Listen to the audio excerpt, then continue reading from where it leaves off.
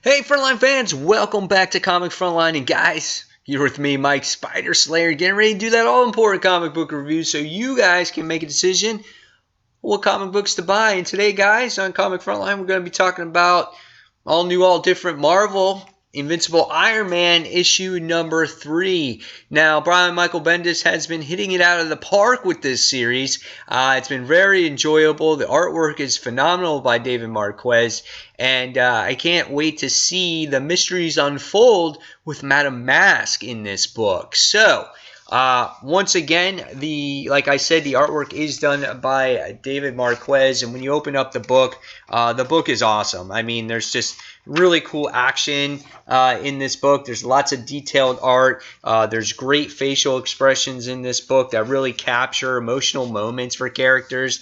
The armor, you can see the transformation of the armor there of Tony doing battle against Madame Mask. It's just a really good-looking book, and you can tell when there's real passionate moments, and then there's real concerned moments in there as well. So it is an awesomely drawn book, and I really like this page here too. So what was the story about?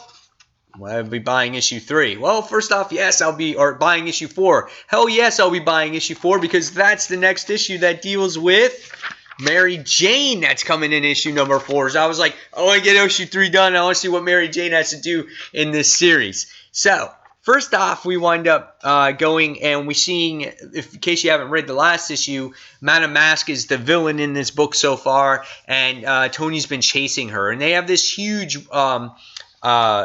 history with each other. And at the end of that last issue, we get to see them doing this fight. And we find out that Madame Mask has this type of sorcery, this magic that we've never seen from her before. So just as Iron Man's armor is about to blow up, he does this escape, and he escapes from him. Otherwise, he's gonna die. So what happens? Where does he go? Well, the first person he goes to is Amara, which is the girl he went on the date with in issue number 1. So I'm really glad that they reintroduced this character, and I'll tell you why. Or they give you this character to kind of nip something in the bud. He goes to her because he just recently went on a date, and he felt like, she goes to him and she goes, why don't you tell your problems to somebody else, like your Avenger buddies? And he winds up going and says, well, you know what? Because they always have a one-up on you. And there were some good dialogue moments in here. And then it's like he goes, well, oh, man, I almost died. And then the other one tries to one-up him. And he goes, yeah, I was almost eaten by Galactus. Oh, yeah, I died and I was resurrected as my own child. So he makes a good point. He's like, he can go to his buddies, but at the same time, they really don't understand. And even though it's emotional for him, something more emotional for those other guys. So he went to her and they talked and they have a whole discussion, and it was kind of like a continuation of their first date. So he tells her the story of what went on with Madame Mask and everything and what happened, and they shared a really intimate moment here, and they share a kiss. And so what happens now with this, it kind of nips things in the bud, saying, okay, we know Mary Jane is coming into this series, but it doesn't look like she's going to be a love interest for Tony. Just looks like she's going to be working for his company.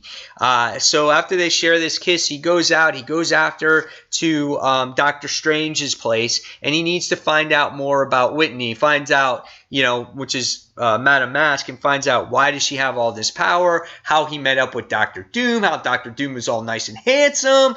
And so they wind up going and they talk to each other, and we find out the location that she's in California, so he goes after her again. But before he goes after her, there were some great moments in here with just, which you'll have to read about Tony trying to give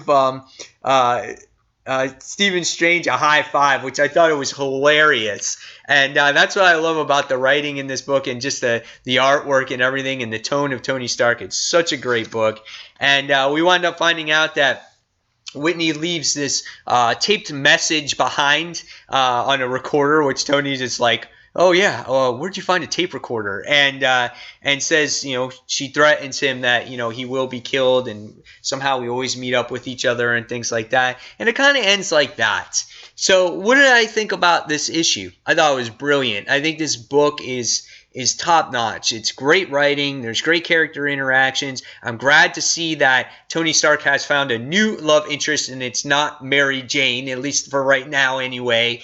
And I love how our main enemy right now is Madame Mask, and she's so mysterious right now because of her sorcery and whatnot. And I just love everything about this. Even though I'm not a huge fan of Stephen Strange, they made that scene in the book funny, and it made you like Doctor Strange in that book. So overall, I thought Iron Man continues to be solid. I'm giving this one 4.75 out of 5 stars. I wanted a little bit more action in this one, but it is, I think Michael Bendis is going to take his time telling the stories with this, and we'll see some fights and some battles coming soon, but that was my only gripe about it, because this is the 3rd issue now where we don't get very much action. We get some, and I want to see more of what the armor can really do. So otherwise, nearly perfect written book. So again, 4 3/4 out of 5 stars. Guys, in the comments below, tell me what you thought of Invincible Iron Man issue number 3, and fans, until the next comic book review, you can check my own individual channel out, Comic Book Corner 2.0, as I have a whole bunch of other reviews on there. You can check out our live show every Tuesday night, 9:30 p.m. Eastern Standard Time. And you can also listen to us on iTunes, and we're proud members of the Comic Podcast website as well, where you can check out all our episodes on there too. So guys, again, thank you for watching, and this is Mike Spiderster signing off. Thanks for watching, guys. Take care. Bye.